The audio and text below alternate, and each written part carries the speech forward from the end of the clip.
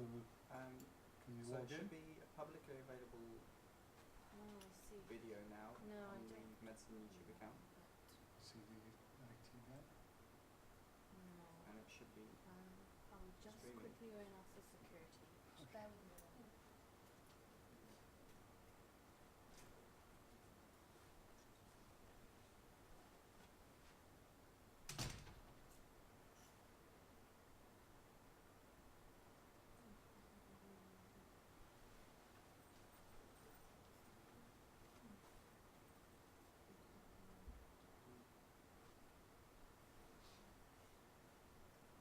Yeah.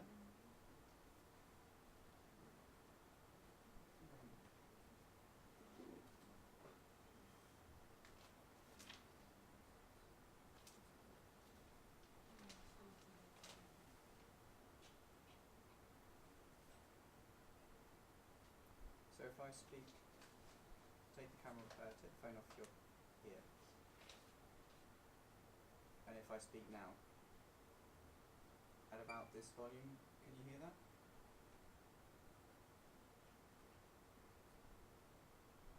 Okay.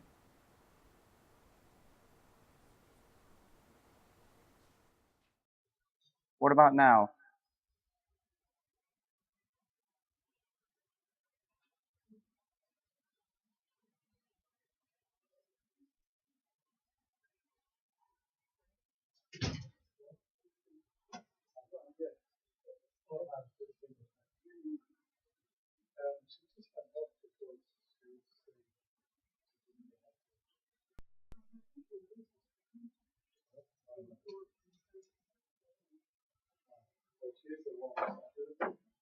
Okay, I can try.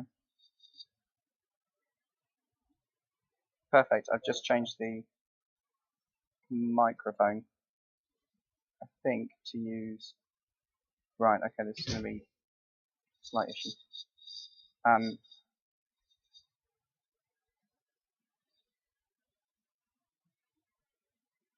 So, Cam, I'm going to need to put my laptop right next to the speaker, I think. Unless I can try and plug in the microphone at the desk into my computer.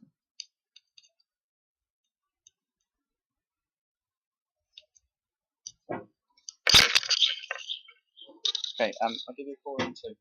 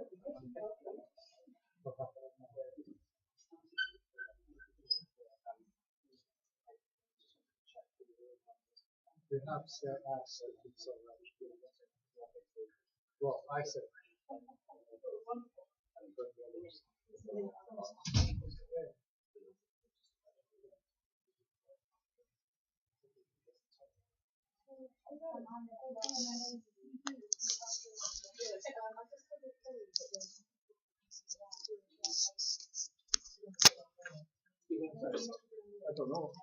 First, I'm just trying to load the slides. So, maybe not as administrative organization.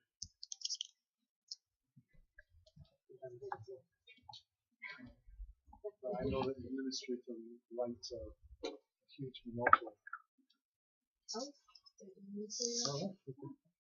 So let me see if this is some. So then, did you manage to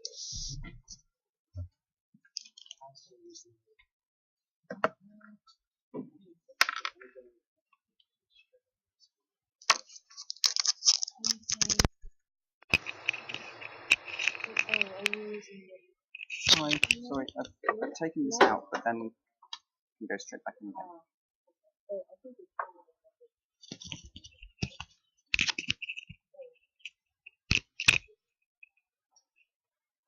Hello? Hello?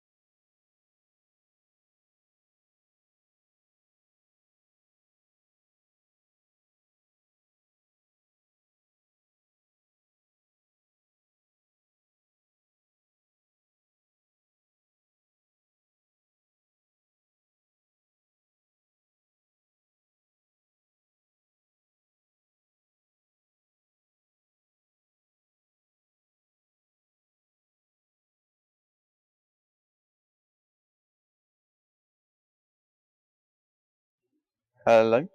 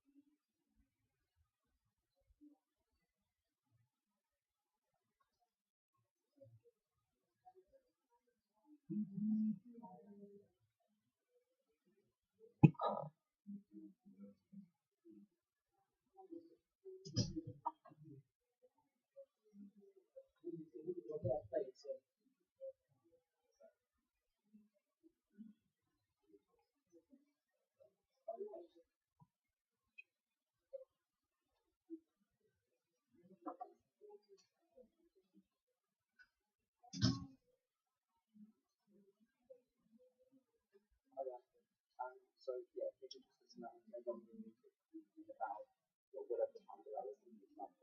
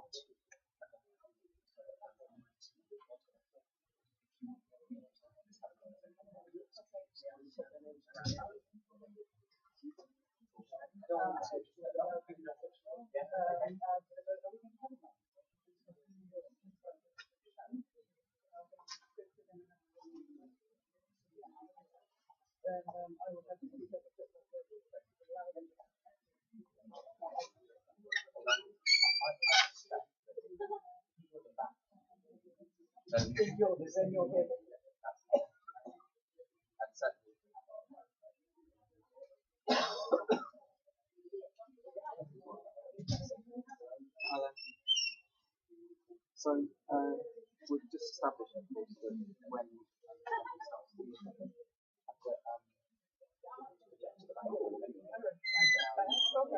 so it's very likely to reach my laptop. Does that make sense?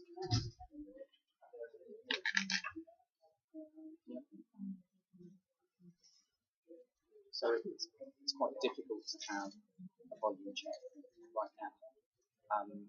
But if you can,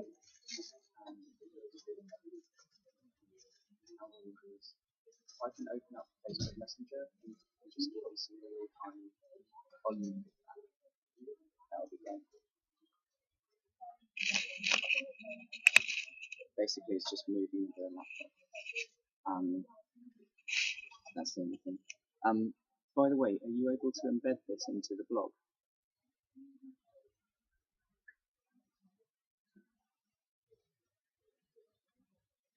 Brilliant, thank you. Is the YouTube details, the actual details, the video on your account, are they sufficient? Are they visible? That's fine, that should come up. Yep. Alright then.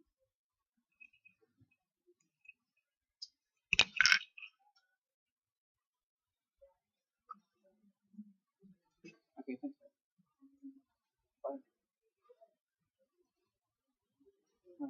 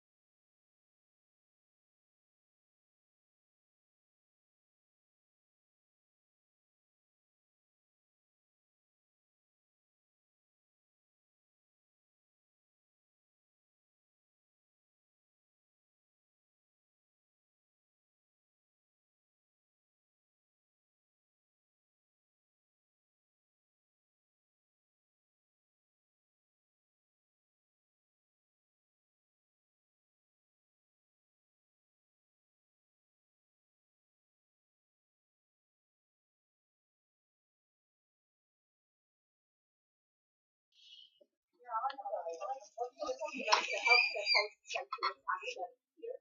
I just want to say a few words about who we are.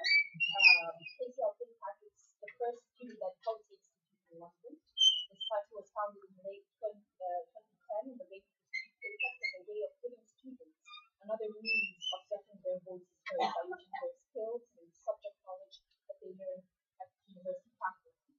We believe that students can make and shape policy. Students from all disciplines are invited to participate in a wide variety of issues we are covering, and so far everyone has been able to find their favorite subject in the list of our topics.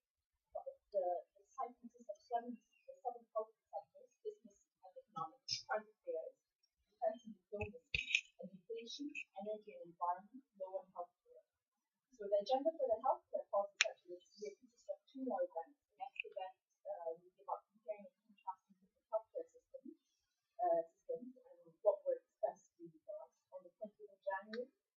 And the second one is the Health and Social Care Act, the change for the better, on the 25th of February. I also want to mention that any of our student members can write articles, they get in touch with us by email. We will assign them a master's or a PhD student that will help them write on student articles further edited and published in our annual journal. The second edition of the journal was downloaded more than 3,000 times. The second edition of the journal. So this event is live streamed by Medsin. Medsin is the UK's student global health network, which aims to reduce health inequality both here in the UK and elsewhere through education, advocacy, and community action. They are live streaming this event to mark the beginning of their NHS Week of Action, where their branches across the UK will be articulating their own vision for the NHS. So, the format of this event is the following. We'll have two speakers talking about the topic, and then we'll have a question and answer session to follow. We'll take questions from the audience present, as well as questions tweeted to us. Please use the hashtag NHS Week of Action. I think I've said enough. Thank you all for coming today. We will begin now. The NHS has been involved with the private sector for years. Privatisation actually started in the 80s with mental health. Labour invited companies to help us with surgery, to cut waiting lists, and encourage their involvement through private finance initiatives and the setting of the network of health sectors. In 2012, the government told local NHS bodies to invite providers to provide a whole range of community services under the renamed Any Qualified Provider scheme. This is what allowed, for example, Specsavers to provide high-speed hearing tests for thousands of NHS patients, for example. However, as many predicted, since the action passed, the wave of privatisation was accelerated. The regulations put competition at the heart of the NHS, and forces commissioners to open up any part of the NHS and private sector competition that companies are interested in. No one would be able to protect the NHS, which would lose their funds as a result of losing their services. It's perfectly conceivable that every step of our journey as a patient, from the first visit to the GP with diagnosis, test consultation, surgery, and aftercare at home, could all be managed by private companies. Our panel of speakers will give us their opinion on this. So our first speaker, Professor Alistair McGuire, is a health economist from the Department of Social Policy from the School of Economics and Political Science. Prior to his position at LSE, Professor Alistair was a tutor in economics at Pembroke College, University of Oxford. He was been a visiting professor at Harvard University and the University of York. For the past 2 decades, Professor McGuire has been interested in the economics of healthcare and has even advised numerous government institutions such as the UK government, the UK Medical Research Council, the UK Economic and Social Science Research Council, the UK National Institute of Clinical Excellence, as well as several international groups such as the World Bank, WHO, pharmaceutical companies. So Professor McGuire today will give us an overview of the economic changes within the past decade that has impacted the performance of the NHS in significant ways, both before and after the NHS reforms and the Health and Social Care Act were introduced. He will also give his opinion as a leading health economist as to whether there is a need to make the healthcare system private or public.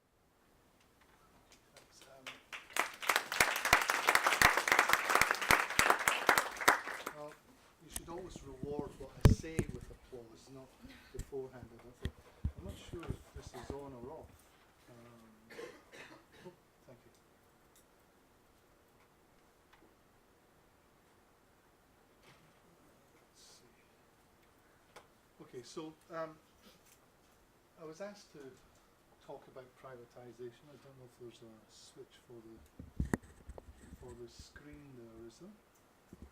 Or is it on here? Also on before, I don't know why it's gone to sleep.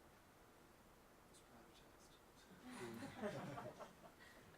Is it anything to do with the VCR media player? Or is it on the deck?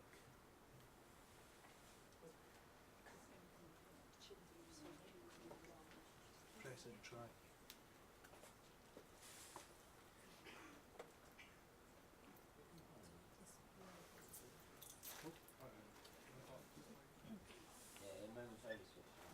Oh, okay, great. Thanks. Okay, so I want to kind of set the scene a little bit. I'll declare my hand immediately. My colleague Julian Legrand was quite instrumental in introducing choice and competition into the NHS through his role in Downing Street as an advisor. And I have worked on an assessment of the Labour administration's impact on healthcare outcomes and quality. And I can say much more about that if you want me to, but I want to just say a little bit more about privatisation itself. I mean, is there more privatisation in the NHS or in healthcare generally in the UK? Well, the simple answer is, of course, yes, there is. I think the more complex answer is whether it's a good or a bad thing, and I'm not going to answer that because that's a kind of normative question. You have to come to your own views on that. What I can do is provide some information on background and give you a bit more conclusions as to maybe the direction of travel. Let me say that if we go back, then obviously I'd say the real introduction of competition, which is not the same as privatisation, remember, but of course it does parallel a lot of the uptake of privatisation. A lot of the competition goes back to the Thatcher era when she did introduce this purchaser-provider split, which we've still got with us in some form. I'll say a bit more about that in a moment. But the purchaser-provider split essentially said that GPs held budgets on behalf of their populations that they were servicing, and they bought in care from essentially secondary and tertiary providers, hospitals and tertiary providers for healthcare to service these populations. And that's essentially what's been reintroduced under the Labour administration. Initially, when Labour came in, they wanted to try to build upon trust and cooperation within the NHS, and there is still a large degree of trust and cooperation within the organisation, I think. The focus was really on waiting lists, not waiting times, because waiting lists by that time were extraordinarily high. The UK was also seeing very high relative rates of mortality in particular disease areas, coronary heart disease and cancer, as compared to the best providers on continental Europe in France, Switzerland and Germany. Not all of those providers, but the best ones. There was a modest increase in funding, but very quickly they realised that although the Labour administration realised that although they'd been essentially voted into power, partly on the NHS ticket, that they weren't doing very much about it. And so they did two things. The first thing that they did was change the emphasis of policy, and they went to a kind of French Revolution idea, targets and terror.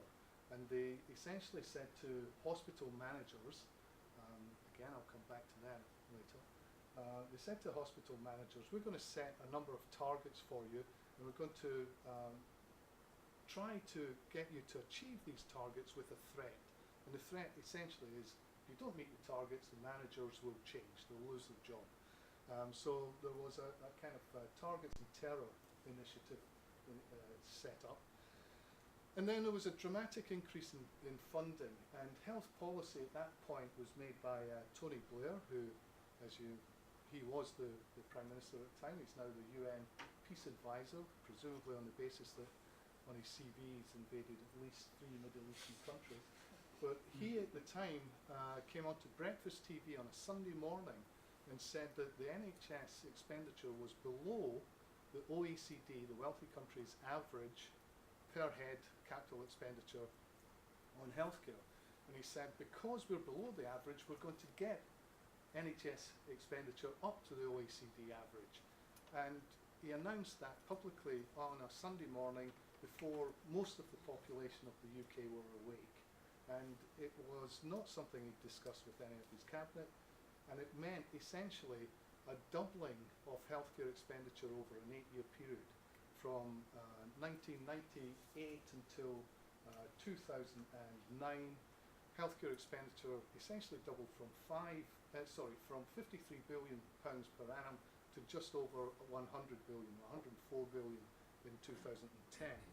Now, that's quite a dramatic increase, and it's also a kind of meaningless increase because I could get you all to stand up, work out what the average height was, and some of you would be below average and some would be above average because that's what an average is, right? So OECD expenditure coming up to that average level is kind of meaningless as a policy, but it shoved a huge amount of finance into the system.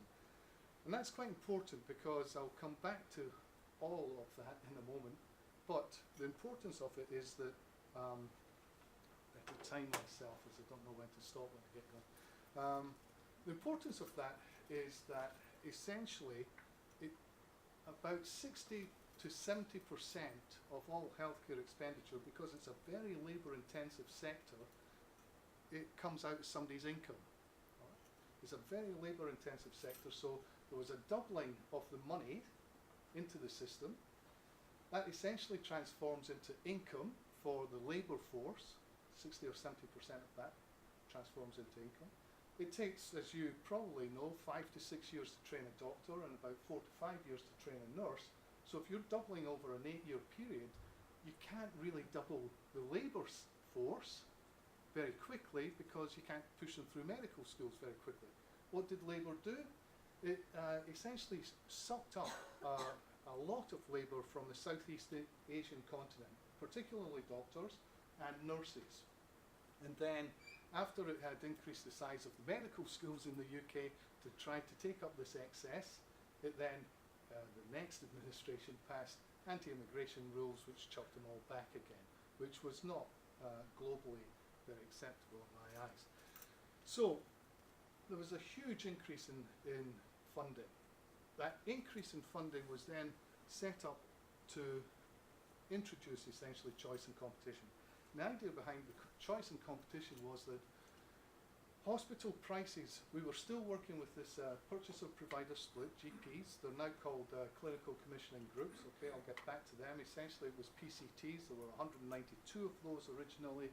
There are now 210 commissioning groups, but in practice, they're kind of the same. They're serving the same size of population. They've got the same budgets, slight changes in the budget arrangements, which I can talk about if you want.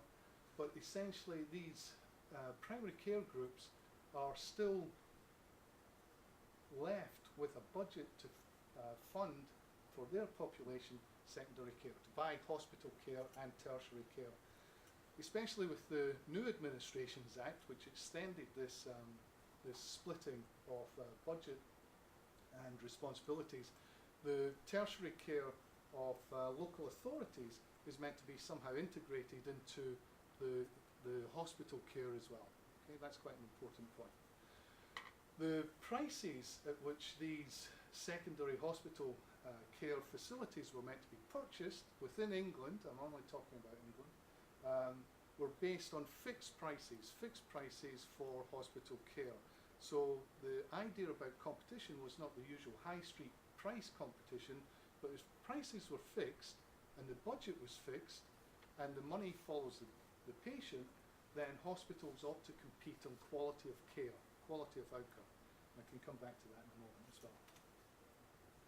Two graphs here, both taken from an article which is well worth reading in the Oxford Review of Economic Policy on Labour's influence on the NHS over the 12 years of power that they were in power. This one has the healthcare expenditure as a percentage of GDP on the y-axis over the time period 97 to 2010, The grey bars here are the NHS, and the black ones are private healthcare expenditure as a percentage of GDP. Now, what you can see, you can probably just about see it, is that NHS expenditure has more than doubled, or just about doubled in fact. The NHS expenditure on average rose about 6%, 5.7% per annum over the space of this period from 97 to 2010. That's about double the rate that the economy was growing, even when the economy was growing before the 2008 crash, right? 2008 crash is quite important to the story.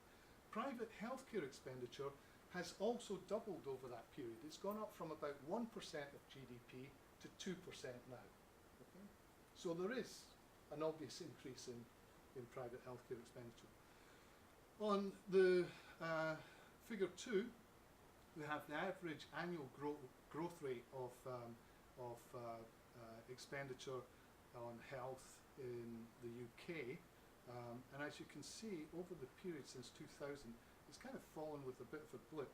Now that's quite an important story, because from 2010 onwards, when the Conservative administration gets in, the Conservative administration essentially takes Tony Blair's, they were trying to do something else, but luckily they were stopped, but they take Tony Blair's administration's reforms and roll them even further out. And they roll them out further by saying two things. First of all, we're going to ring fence the NHS, we're going to keep the expenditure at real term equivalent levels year on year. I'll come back to that. And secondly, that we're going to increase the role of private providers in providing that secondary hospital and tertiary care within the healthcare sector, which the Blair government had already started with something called independent service treatment centres.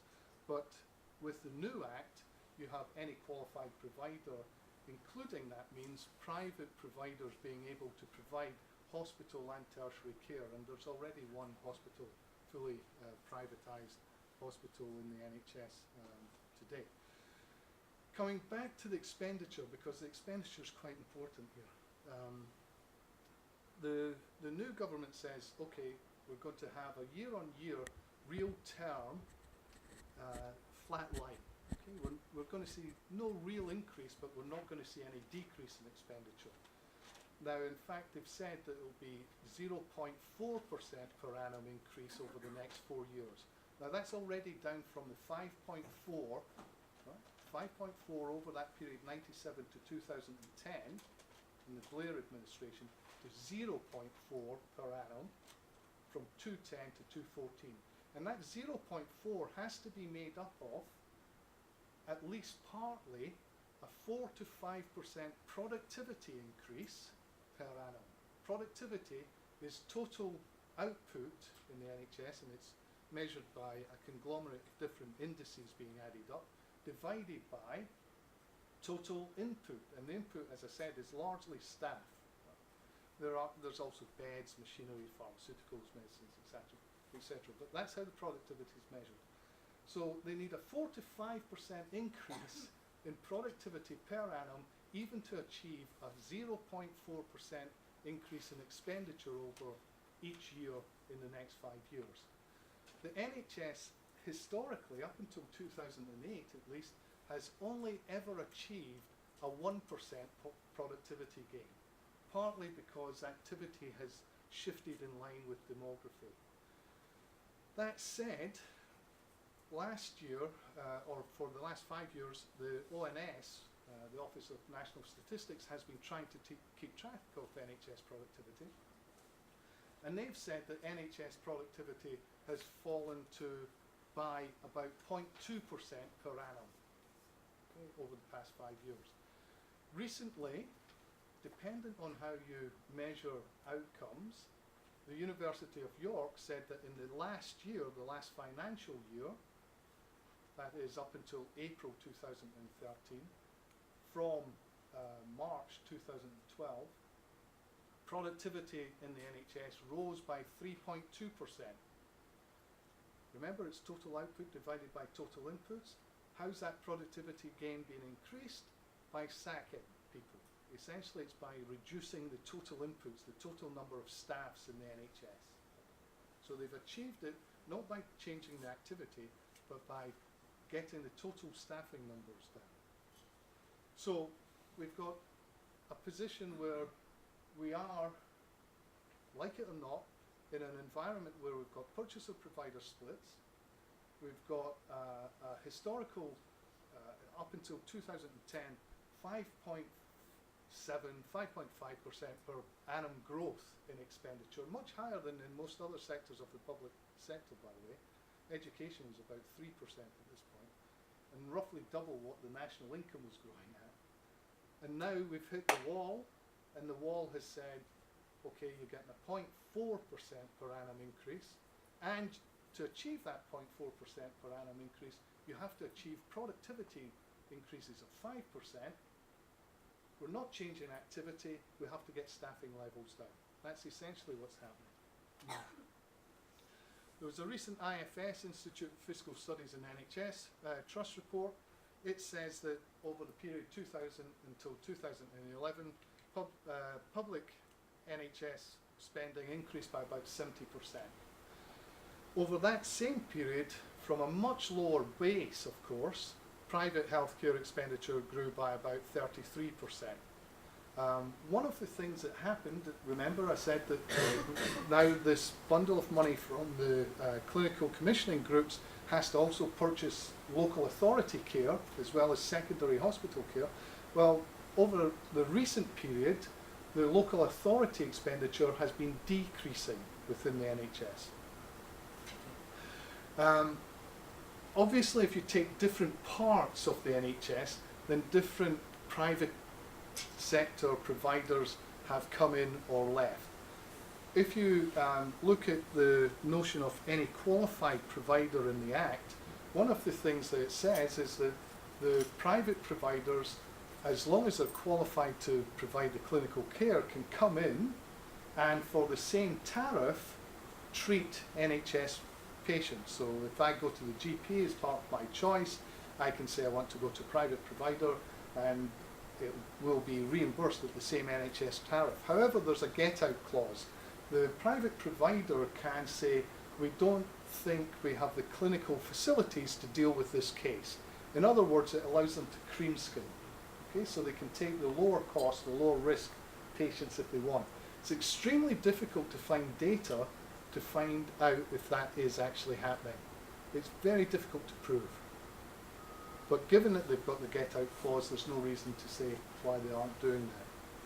Private healthcare sector in the UK currently, if you look at the recent Competition Commission report, which came out about a month ago, it says that it's in a bit of a mess generally in terms of trying to get its demand volume and its costs down. So if you look at certain parts of the private sector provision within the UK, you can say that, for example, as the IFS report looked at, knees and hip replacements, currently about 1 in 5 of these procedures are undertaken in the private sector, either by ISTCs, these independent service treatment centres which were set up under Labour, which are private in the sense that they have their own management and they can operate at the profit and loss, but they may well be affiliated to an NHS trust, so they may not be fully private, they may have affiliation within the NHS, or indeed by a private, outright private provider like Bupa, for example. So 5 of these procedures, hips and knees, are now within the NHS. At the same time, interestingly, there's about 12% of the population, generally it's the working population, so it's population that has some income benefit from their employer in the sourcing of private health insurance. About 12% of households covered by private health insurance in the UK.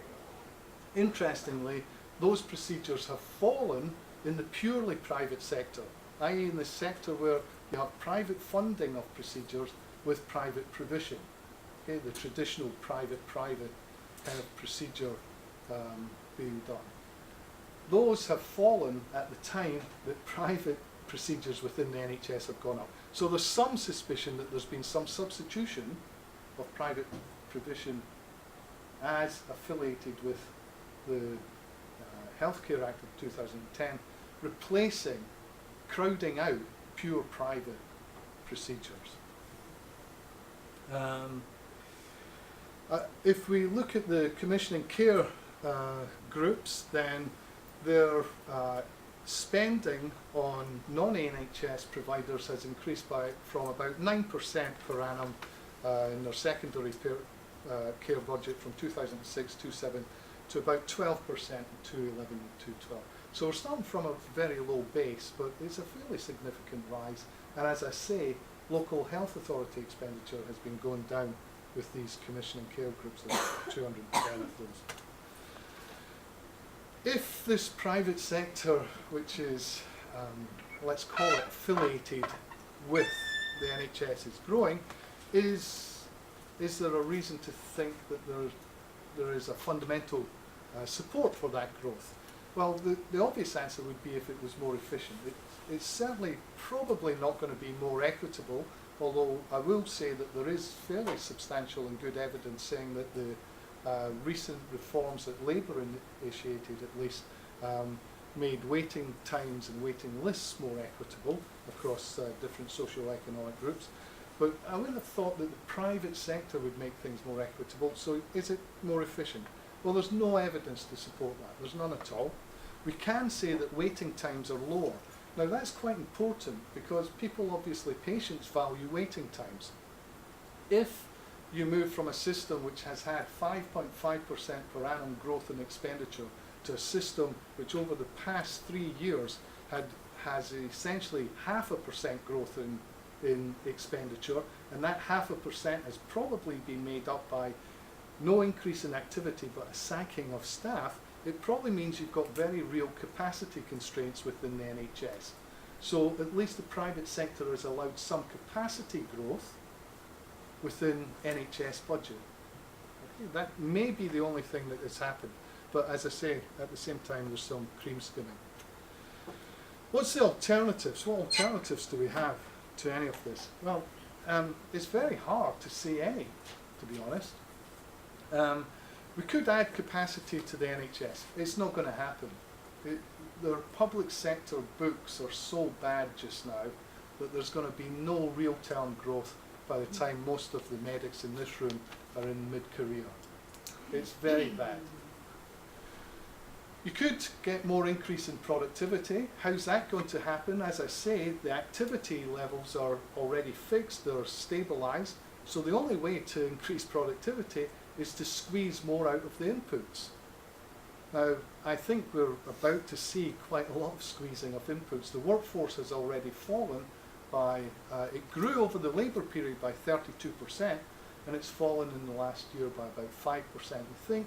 But workforce statistics are extremely difficult to get because we don't even have good statistics on turnover within the NHS.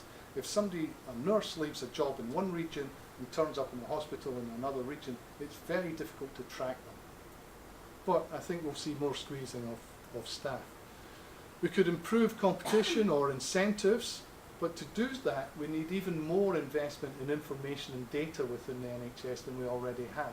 And at this moment in time, the incentives for information are really being pushed down to the clinical commissioning groups, independent groups, to try to work out exactly what they're paying for and what they're doing, as well as the individual hospitals who are investing in information and cost. You could improve management.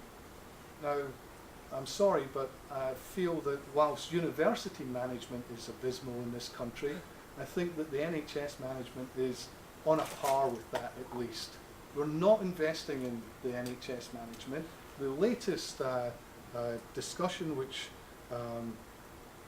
was associated with this 0.5% per annum increase in real expenditure also said that they were going to reduce the growth of it, they were going to reduce administrative expenditure by somewhere around 35%. Now, if you had a huge organisation which was taking up to about 8-9% of your national income in a country, you'd want it well managed, I'd expect. I don't think the management is there at present, and if you're going to take 30% out of the expenditure on management, I just don't see how it's going to improve. You could also say, well, we're in the world we're in, the private sector has doubled from 1% to 2% of GDP, and it has allowed us a little bit of extra capacity into the system to take some pressure off the NHS. And you could say that's going to stay. Well, if it does stay, I think it should compete on equal grounds. You certainly shouldn't allow it to have any get-out clause clinically. This is, I'm afraid, the dismal aspect. Here's general government balances. Okay, this is about these are all OECD countries. This is gross government debt. It's said that central government balances are sustainable at around about 2 or 3%. That's the interest rate that you get in government riskless bonds. But even here, we're down kind of, you know, the ones which are really failing are down -6. The ones with high levels of gross government debt are, apart from those who we all know about, Greece and Ireland. Here's the USA, that country that keeps falling off the fiscal cliff, right? Where, by the way, the Obamacare bill is going to be a disaster in 2016. They're going to have real problems in terms of trying to finance that bill. And here's Great Britain. We're not very far from that fiscal cliff. I cannot see any more money coming into this system. So whatever we've got, we just have to improve what we're doing. Okay, thank you.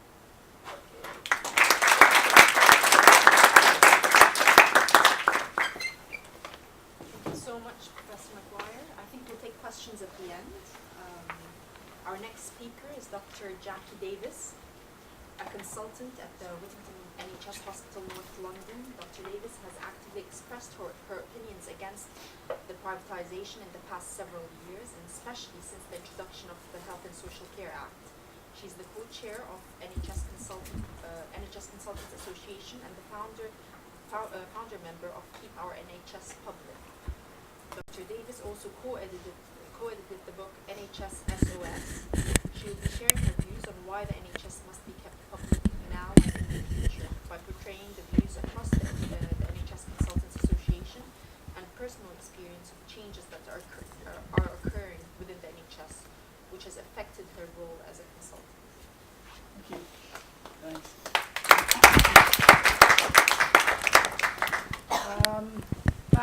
Thanks for inviting me this evening. It's terrific to see kind of standing room only, because you're the guys who are going to have to deal with all of this.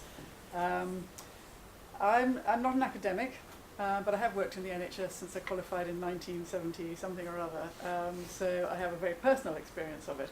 I don't usually talk about this subject because there are very few people outside the private sector who now think that privatisation is going to benefit public services. The only people who like the idea of privatisation, of course, are the shareholders in the companies who are coming in to deliver these public services.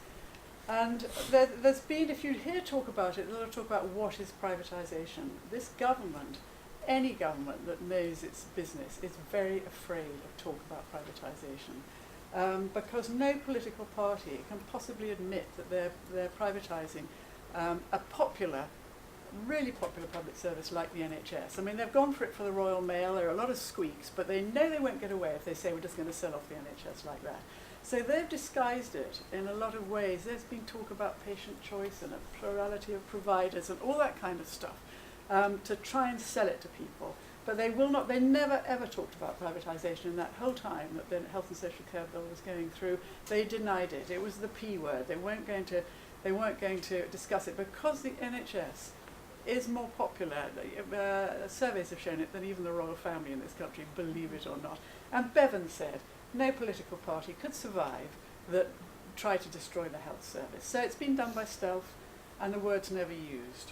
And you'll hear all sorts of reasons. You'll hear them on the radio about why this isn't privatisation. We can't define it. It doesn't apply to what's happening. GPs are private, and so it's been going on for ages. But that's all a fudge. In fact, it's quite simple.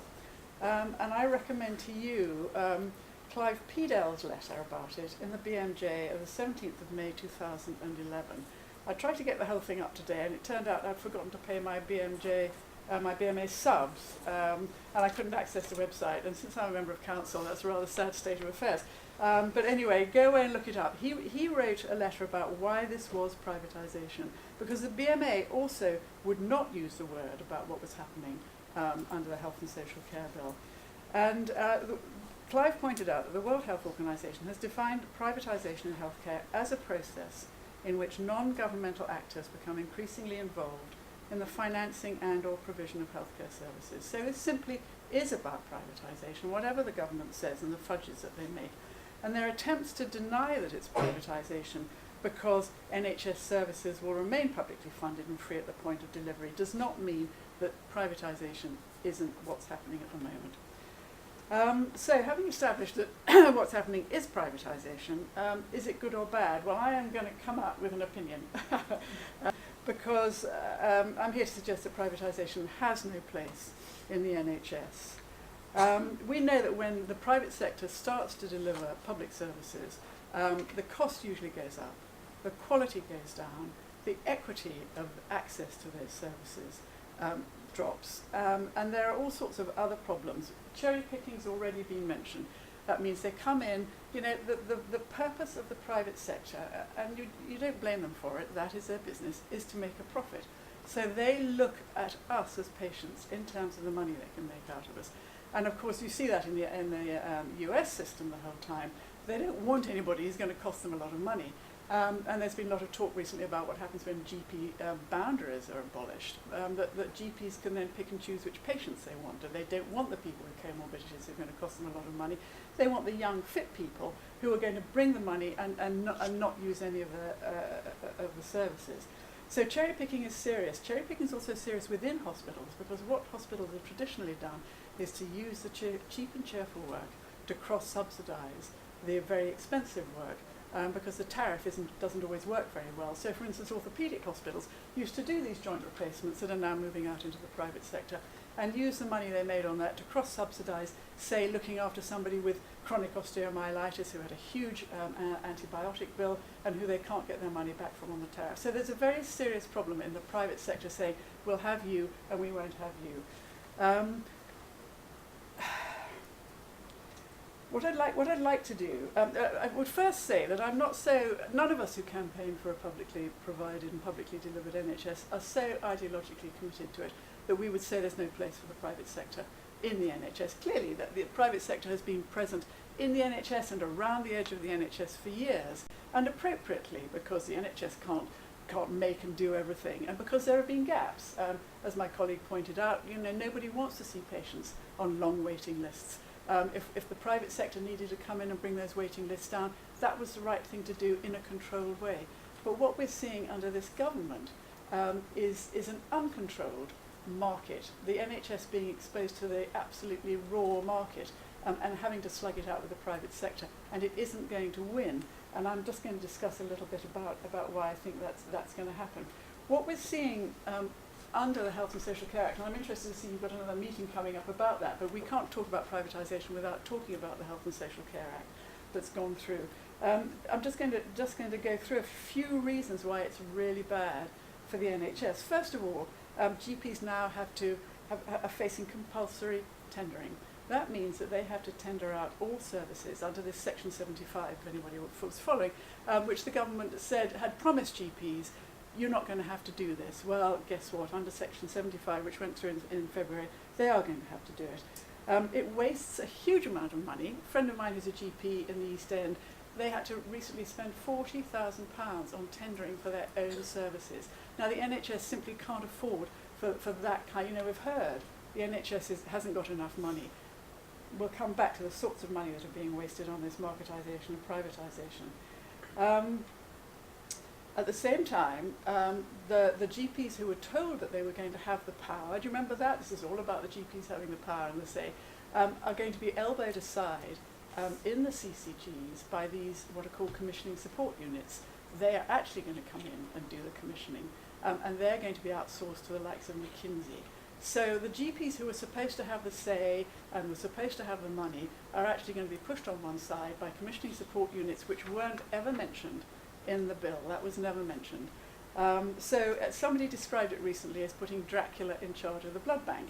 You're going to give the money, the budget, to the private people who come in and run these commissioning support units to buy services from the private sector who are going to start delivering NHS care. There was an interesting, I think you might have referred to it, a report recently from the National Audit Office, which was commissioned by Margaret Hodge, who sits on one of the select committees in Parliament, to report back about the outsourcing companies. Now, you probably noticed in the summer when the Olympics was going on, there was a huge fuss because security at the Olympics was outsourced, and I can't remember if it was Cirque or G4S, I think. They simply couldn't do it. They put in this low bid, and when push came to shove, they couldn't do it, and the army had to be brought in, if you remember. This is a classic story of what happens when you outsource public services to private companies and they fail. You can't allow them to fail. This is one of the big problems. And the National Audit Office said these big outsourcing companies like Atos, like Serco, who are moving in, their expertise is not in health, their expertise is in winning public contracts, because they have lawyers, they have deep pockets to undercut the NHS and social enterprises and people like that. They win the contract, and then they have to try and deliver the service, and that's when the problem starts. So the National Audit Office said there's a big problem with these people becoming quasi-monopolies, too big to fail, that if you give them, like the banks were too big to fail, if you give them public services and they go down the pan, the government of course has to step in, because you cannot allow health services just to fail and for there to be nobody to look after patients. The National Audit Office also said these big private companies, there was no transparency about their profits, about their outcomes.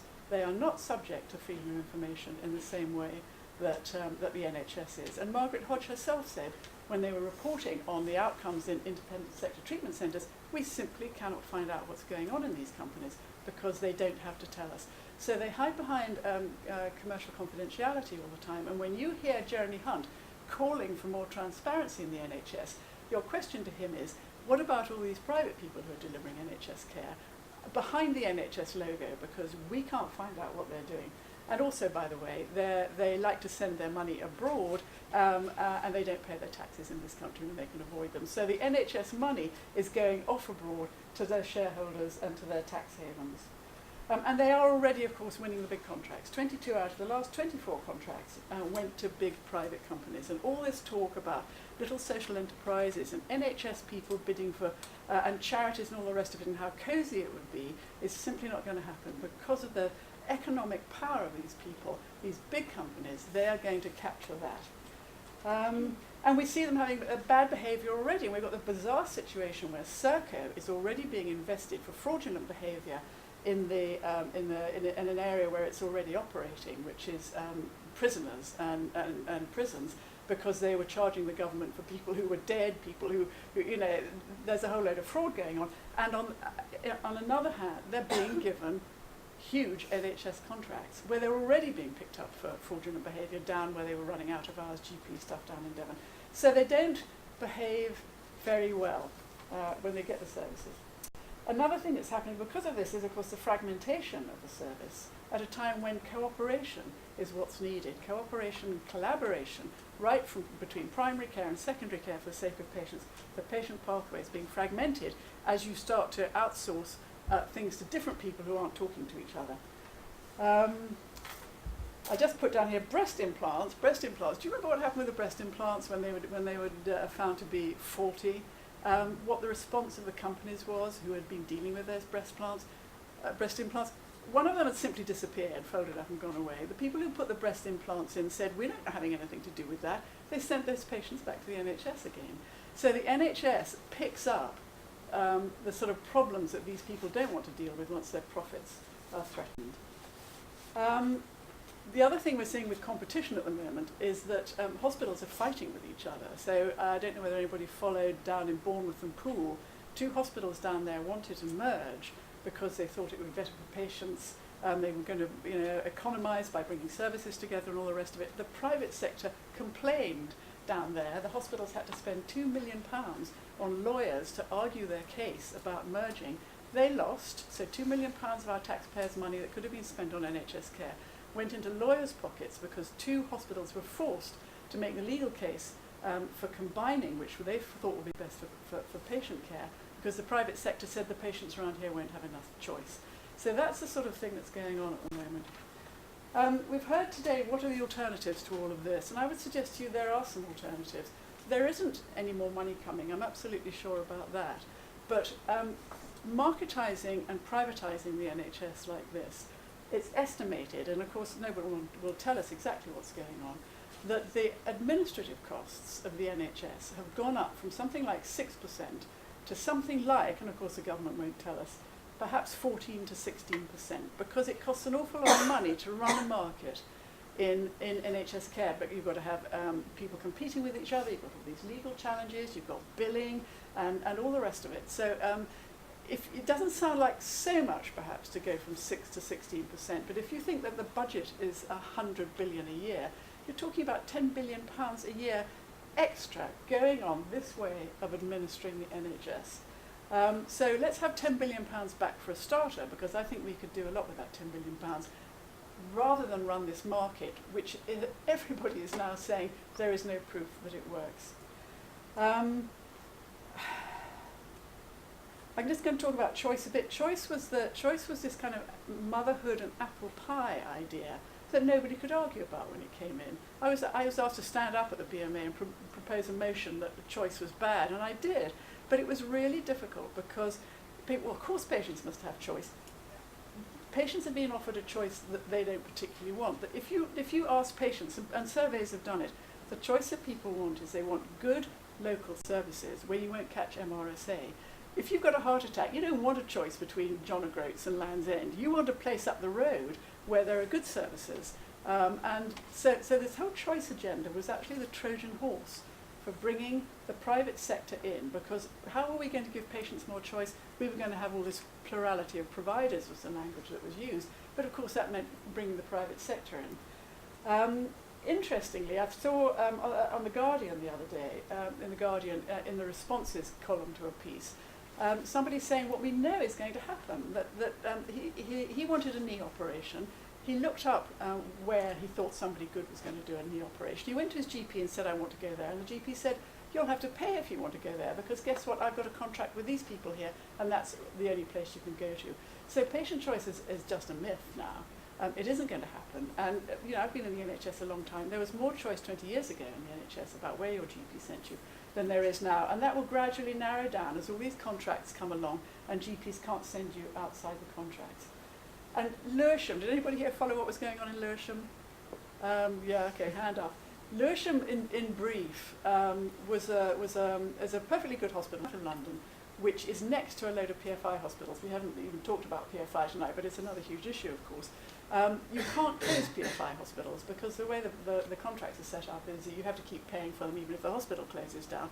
So the Special Trust Administrator suggested running down Lewisham, which is a perfectly good hospital which had never had a question mark over it, and saving these PFI hospitals. The local people went out on the street in thousands. I went down there on a wet Saturday afternoon to speak. My God, you couldn't move in Lewisham. You wouldn't believe it.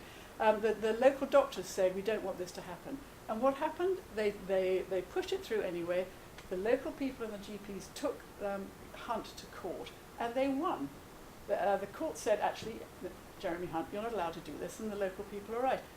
Jeremy Hunt is now going to change the law so that he can close services without consulting people and local doctors. So when people say to you this bill, or this act as it is now, was about giving power to GPs and about giving power to patients, it's absolute rubbish. If the GPs and the patients want something that doesn't suit the government, then you're just going to be bulldozed over, and they're making that a law now. So the fact of the matter was that the NHS was not broken at the time that this government came in.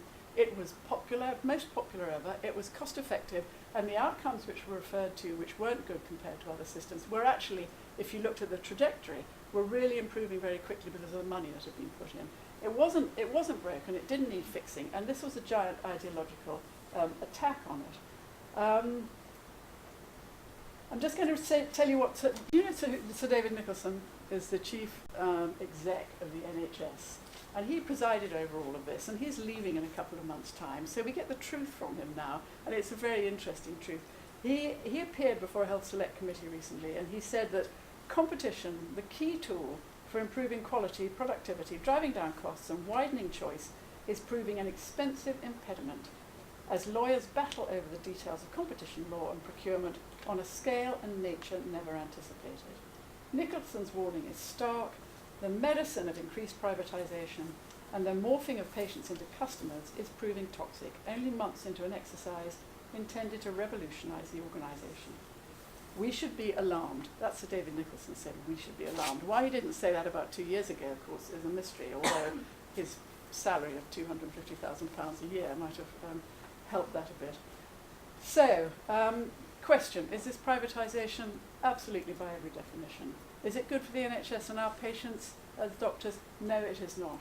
So I want you today to be alarmed, like David Nicholson said we should be alarmed, and I want you to get angry, because this is our NHS, and you will be working in it, and you will be treating your patients within it. And it's just being taken away from us. I don't want you to go away being defeatist. I want you to go away thinking that there are things that we can do. And the first thing I'd say is, if a lot of this is new to you, get informed. Commercial break. There are 2 books you should read. If you can only afford 1 book, I'd say get a book called The Plot Against the NHS by Colin Lees and Stuart Clare. It's a very slim volume and it's fantastic and very easy. This is the book we did last year, NHS SOS, how the NHS was betrayed and how we can save it. Because it was betrayed. It was betrayed by the politicians, it was betrayed by the leaders of the medical profession, and it was betrayed by the media who never talked about what was going on. And the last chapter in here is what you can do about it, because what you can't do is tell people this is all a mess and then say there's nothing we can do about it. So I would say, get informed. Oh, and by the way, handily, I have a few copies for sale tonight, that's a special review straight. Get informed, get organised, because you can't deal with this as an individual. So join, I mean, most of you are presumably in a group already. We've got Medsin listening tonight. Our group is Keep Our NHS Public. We started that about 7 or 8 years ago for all the reasons that you understand tonight. And make your voices heard, because yours are the important voices. You know, people like us, I'm lining up to be a patient. You're going to be the ones working in the service. You're going to be the ones who are going to have to fight for your patients. So make yourselves heard, because you're a really important voice. We are very lucky. My generation of doctors is incredibly lucky. We have never had to ask patients whether they could afford to have a treatment or not. We haven't talked tonight about top-ups and co-payments and two-tier services and all the rest of it.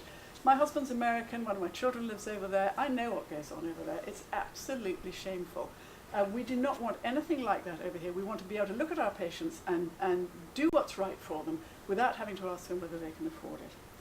I'm going to finish now with some quotes in the same way that I finished the talk at MedAct the other day, because I think there are some very inspiring people out there, and we need to think about them when we're working, because you must never lose sight of what the NHS was about to start with. Bevan, and Arian Bevan, now you know, you won't remember him, and I was of course, you know, too young to remember him, but he wrote a book called In Place of Fear. His autobiography is a fantastic book. And he said, medical care is a communal responsibility, available to rich and poor alike according to medical need and no other criteria. No society, Bevan said, can legitimately call itself civilized if a sick person is denied medical aid because of lack of means. So that's at the basis of what we should be fighting for. But the problem is that because this government is assaulting the NHS, and what we're seeing every day is the irony of the government running down the NHS and criticising it at the same time. That's what's so hideous about what's going on at the moment. And we've got to get out there and do something. Words, you know, philosophers said, you know, we have to interpret the world, but the point is to change it. So my second hero after Bevan is George Orwell, who said there's no such thing as keeping out of politics.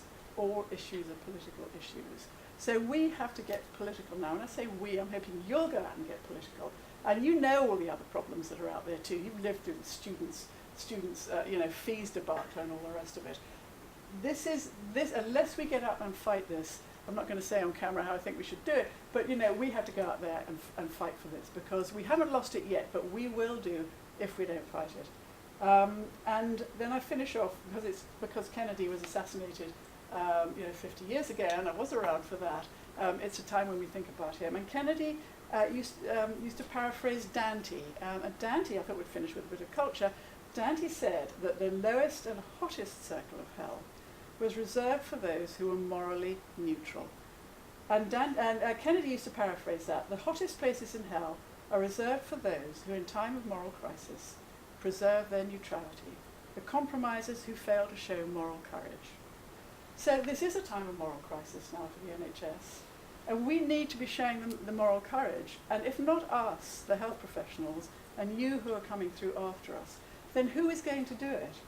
So I appeal to you to understand what's going on, not to accept it for the sake of your professional lives and for the sake of your patients, because it's very wrong, and to get up with all of us and fight, because we can deal with this. Thank you.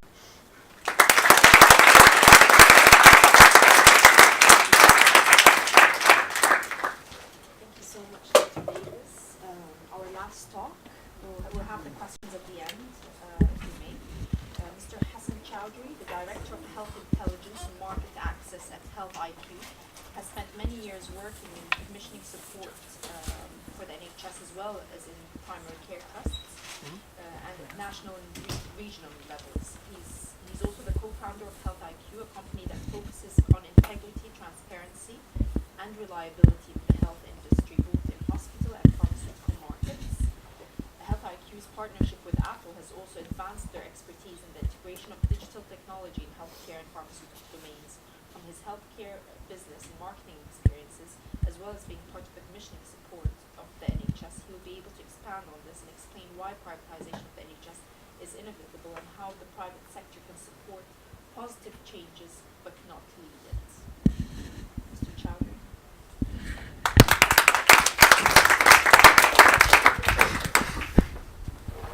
Bear with me while I set up the slides. I'll start off with a very quick bio. I've been working in health and social care since 2000. I was in social services, and I was in one of those first experiments where social workers were actually in GP centres, trying to integrate care. From the very beginning, this is the kind of work that I've been doing. And what we've seen with the privatisation of the NHS, speaking as someone who's worked in the NHS for many years, we all saw it coming. People working in the NHS for years all saw it coming, and the work of people like Jackie we applaud. But the truth is that, and this is my point today, privatisation is inevitable. This might not be the thing that you all want to hear, but that's the argument. Privatisation in this country is inevitable. There's a number of reasons why, and hopefully these slides will start up any second now. And if not, I might need some help.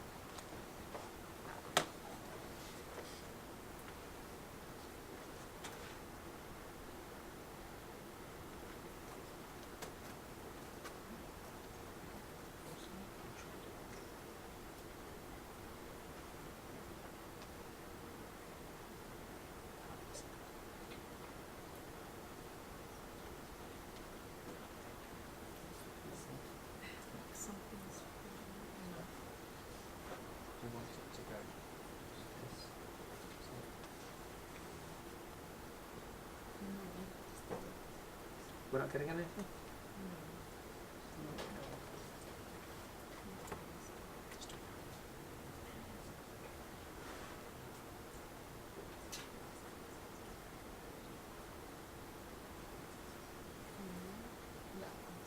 Yeah.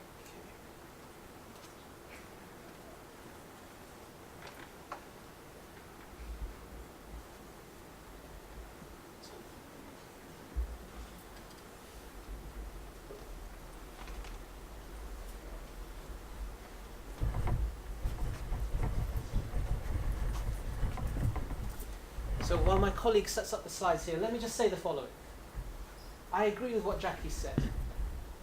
The NHS has been privatised.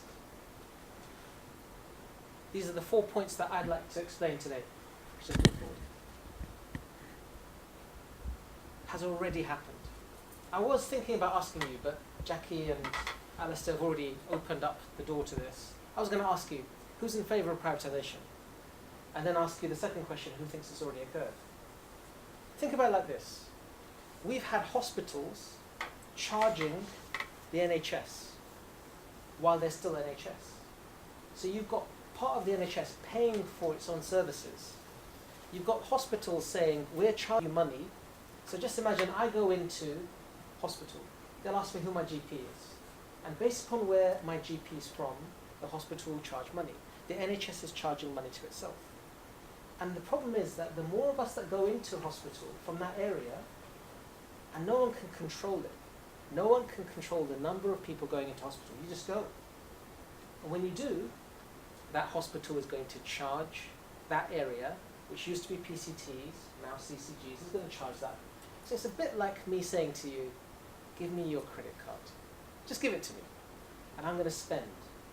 I'll let you know what happens at the end of the month, but you have no control on what's taking place. So the reforms that we've seen for years in the NHS have led us to a point where we have an internal market, and that's what's been explained already.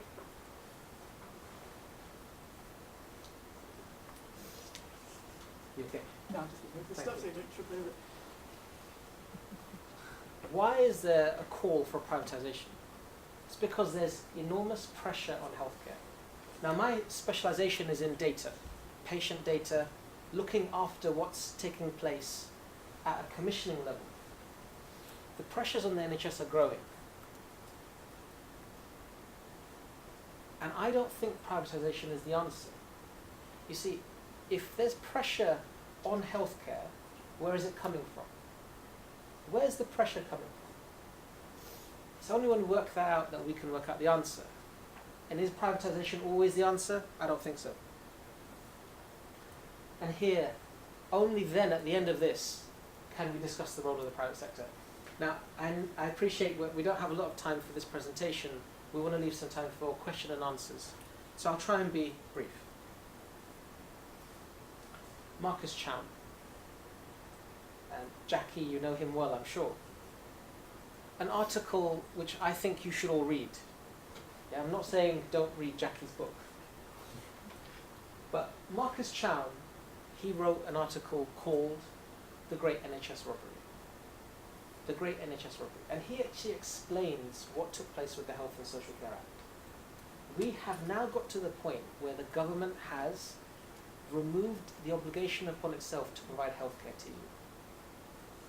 The government no longer has to. So at the very beginning, Alistair, as a health economist should, said, I'm not going to get involved with this normative discussion. I'm not going to tell you the answer. Well, I am, because I did a political philosophy degree. I believe it's the right of every single one of us in a civilized society to have healthcare. I believe that. And I believe that's the role of the state. And I think the state shouldn't abrogate that right. It shouldn't remove itself from that right. I think that's an important right. And I think that's something that we should understand philosophically. That's important, and that is a normative value. And the more you read about this, the more you realize that the government has managed to remove itself from that obligation. A quarter of the MPs and Lords that voted for the bill have private interests, personal interests, in private healthcare firms.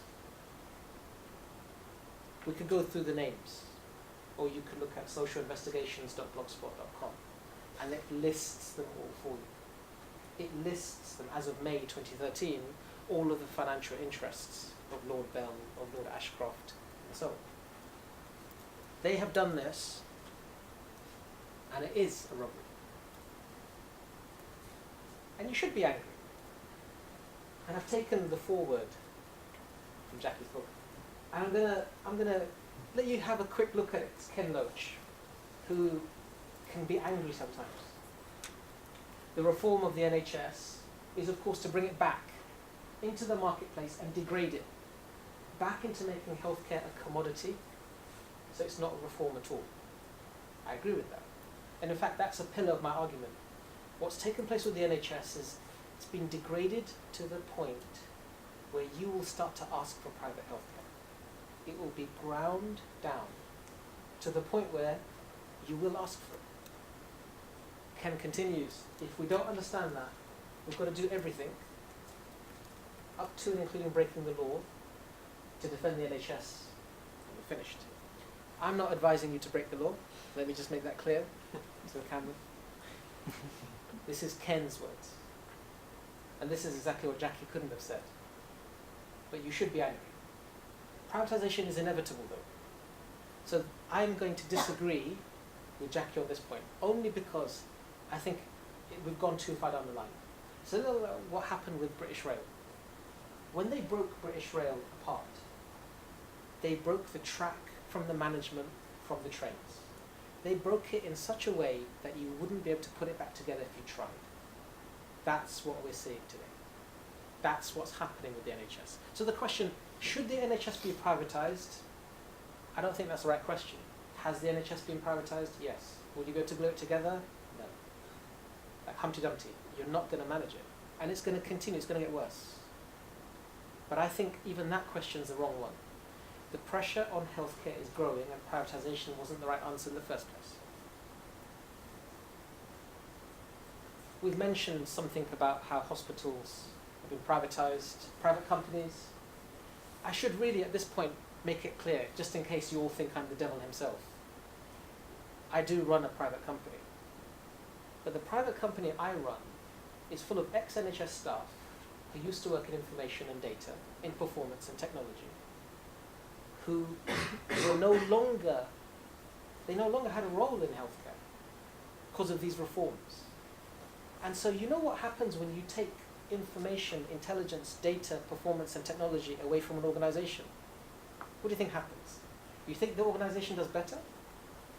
So there's people out there with a fantastic skill set who've had to go off to IBM and Google, or to the UAE, or to finance, or to the media. People who understood patient data, who understood what to do with that data, have left the health service. Health IQ, my organisation, is full of people who still contain that organisational memory. But guess what's happening while we're no longer in the health service? Hospitals are now being taken over by private companies who say, no, we'll rescue it. I know that Pembroke has a debt. But as you can see, this is BBC News. The only reason why the company got involved is because they could take profit if they made surplus. The surplus should have been used to pay off the debt, of course, as Unison has argued. But this is what's taking place. And you've seen repeated calls in the media, charging, rationing. These things should be introduced. We can't cope. And it says at the bottom, just in case you can't see it, the money, it needs to keep going, is increasing each year because of factors such as the ageing population. There's a subtext here. All of the calls for rationing, privatisation, in calling in Circle and other companies into healthcare, do you know why they say that we need it? Because the pressures on healthcare, the pressure on healthcare and the pressure on healthcare. My argument is, deal with the pressures on healthcare, don't privatise the NHS. That's the point I'm making. And it is unfortunate, it might sound like a contradiction. We shouldn't be privatising the NHS, but unfortunately I think it's irreversible. I know that might sound like a cynical view.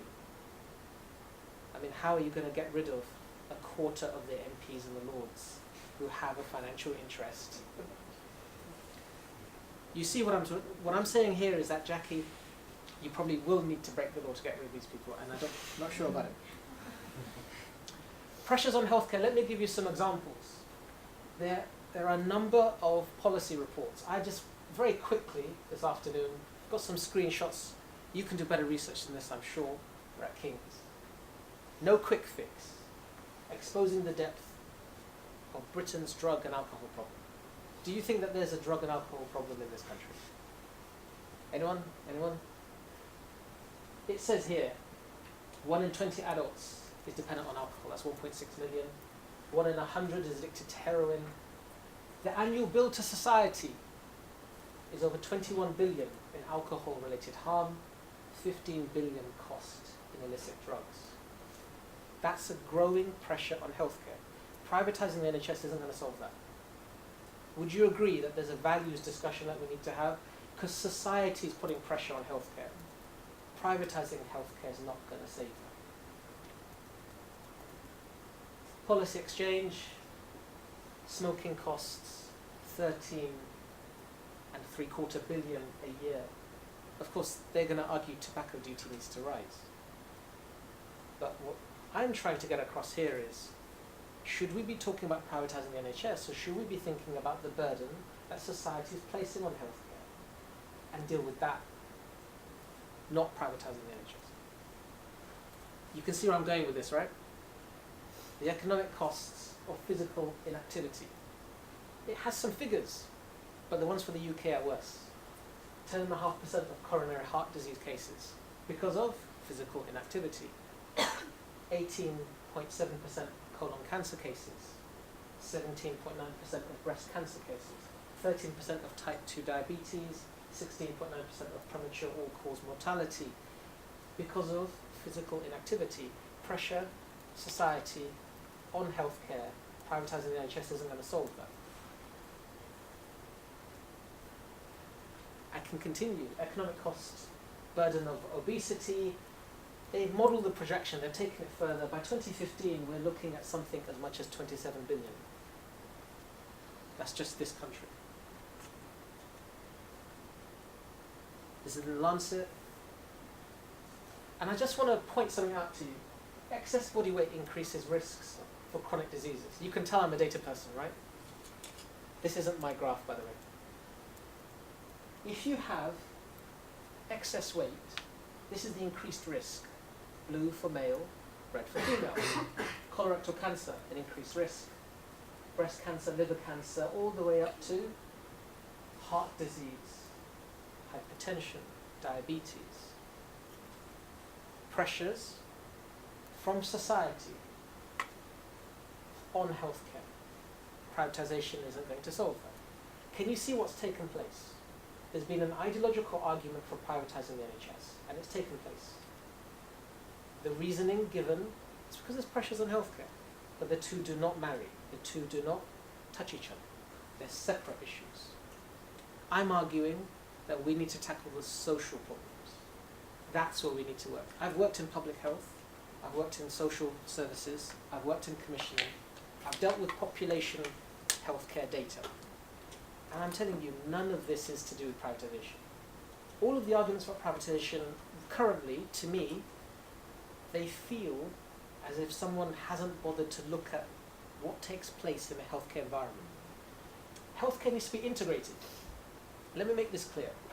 You go to a GP, primary care they call it, and the GP's role is to act as a barrier. If you don't deserve to go any further into healthcare services, they'll stop you right there and make sure you have bed rest. But if you need to go into hospital, into secondary care, they'll move you on. Maybe you need inpatients. Maybe you'll stay there. Maybe you'll keep returning for outpatient. Maybe you'll go into community. And community healthcare is defined as effectively the hospital care, but not in a hospital. What if you don't join that up? What if you don't join that up? Will patients fall through the gaps? Will a patient who's had water infections 12 times turn up to A&E? And no one will know. No one will know their record, because the records aren't joined up. Now imagine you privatise part of it. You give part of it to one private company, a part of it to another private company. Is that going to get better? It's not going to get better.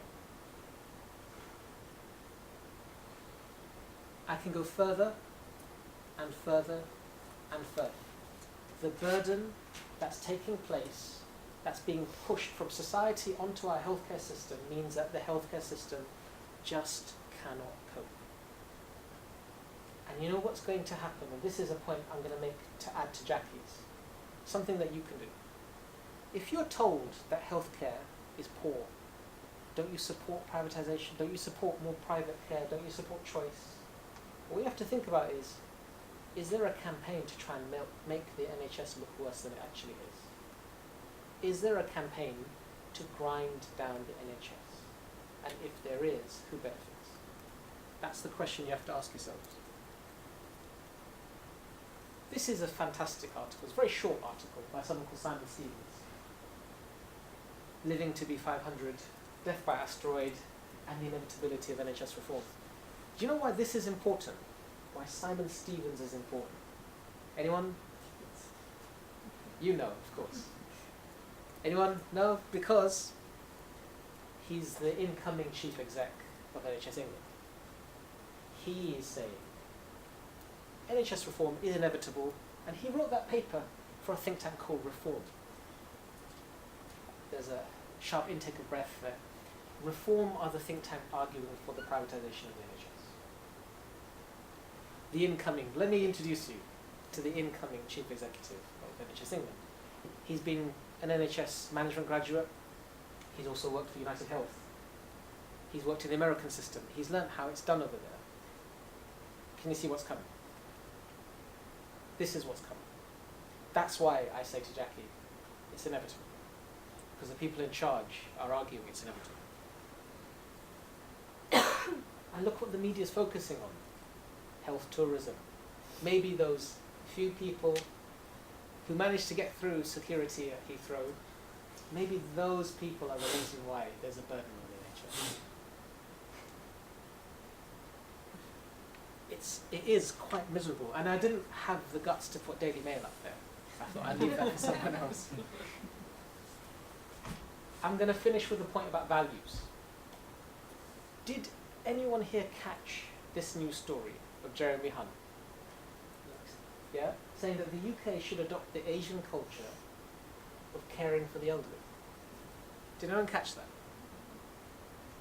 Why is it that Jeremy Hunt is arguing, Health Secretary, why is he arguing this? Because there's no way even a privatised NHS will be able to cope with the burden. You need to look at what we're doing. We're abandoning our elderly. And the vast majority of our hospital beds are taken up by older populations. I used to be a social worker for the elderly, who are sitting there in a bed and there's no one to take them home. There's no care package in place and they block the bed. Bed blocking, or detox, delayed transfer of care. They're stuck in that bed. They're lonely, anxiety, depressed, all of those things. Onset of dementia, Alzheimer's. But no one looks after them, so they become a pressure on healthcare. You've got people, and there's actually arguments about loneliness now taking place. You've got people who go into alcohol and opiate addiction, become a burden on the NHS. There's a values problem. That's where we should focus our efforts. We should leave the NHS well alone. Unfortunately, companies like Serco, anyone here heard of Serco? I thought this was a fantastic piece in The Guardian. Serco, the company that is running Britain. Outsourcing has now got to the point where these big companies are running loads and loads of things. If you do get a chance to read the article, it will tell you that it's running prisons, nuclear power, all over the world. This outsourcing mentality means that governments all over the world are making a big play. Pressure on healthcare is really bad for us. Let's outsource. I don't think Serco are going to deal with the elderly. I don't think Serco are going to deal with the lonely. I don't think Serco are going to deal with mental health issues, alcohol abuse, opiate addiction. They're not going to deal with the values problem that we have today. They're not going to deal with the fact that families break down. They're not going to deal with economic inactivity. Serco just make sure that their shareholders are really happy. So just to conclude, I've tried to be quick. Privatisation is already happening. Pressures are growing. Can privatisation relieve the pressure? The role of the private sector is to support healthcare, not lead it. That's what I do. I'll still consider myself NHS. I'm an advisor at the Royal College of Ophthalmologists, as an example. I'll never leave it behind. But my role isn't to say to the NHS, this is how you should go, and I'm going to lead it. I'm going to support healthcare. And that's what I think all of us should be doing. Thank you.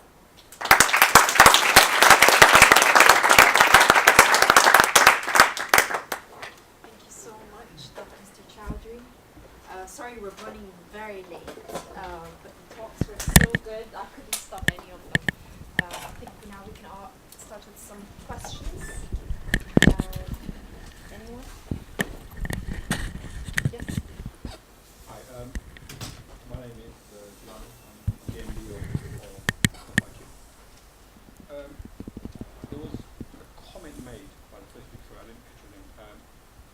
about the ideological divide, as it were, or a battle.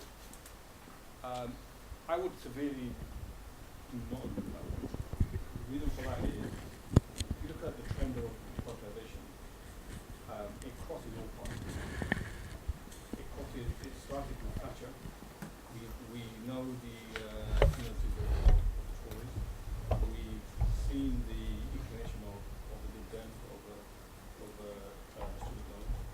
But the thing that's missed often is the biggest advocate and the biggest push for privatisation is actually from the left. So you look at all three parties, and actually there is no ideological discussion at all. There seems to be a general trend of centre-right parties that are going to push this through irrespective. And I think I would be very interested, perhaps off the record, to understand what one can do about that. Because I personally cannot see any choice to push these parties. And just one final point with regards to some of these MPs and laws.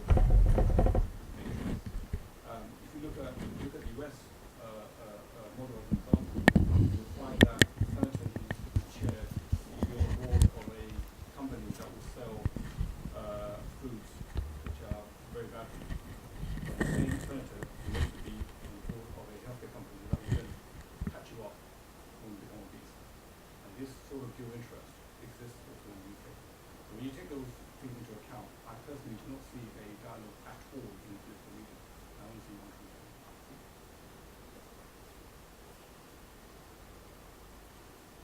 Sorry, who was that? Anyone else? Well, I don't think I gave an ideological stance. I think I said it started with Thatcher, it continued with Blair, and it's continued with this administration. I agree with you. I find it incredible that we've gone through the worst economic crisis, certainly since the beginning of the 20th century, that we have the biggest income inequalities in most of the wealthy nations that we have seen since the beginning of the 20th century, that we have huge inequalities globally, and that we have disenfranchisement of a lot of people from political, conventional setup, and so little action. I agree with you. I don't understand it.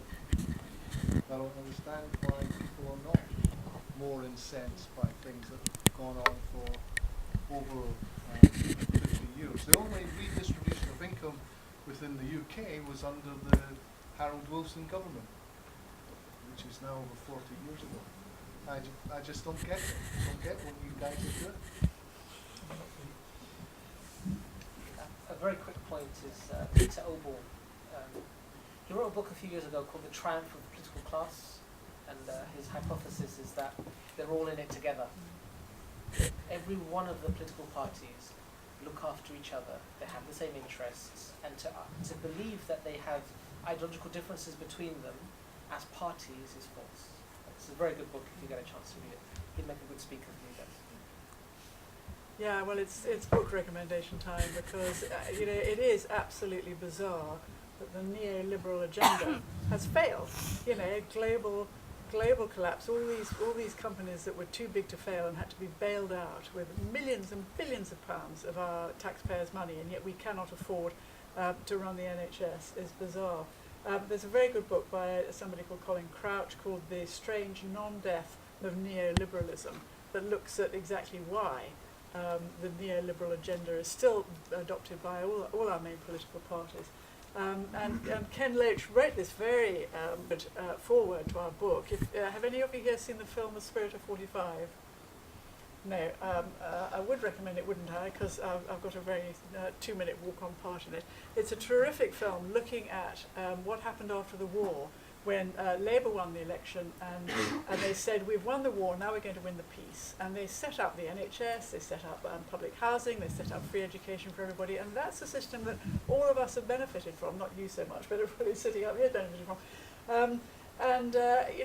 It's being dragged down, and there isn't a political party that represents us anymore. And he said in here, essentially, there's no one to vote for anymore, because even Labour under Tony Blair, continued that programme of deregulation and privatisation, and there was nobody to speak for the voice of the left.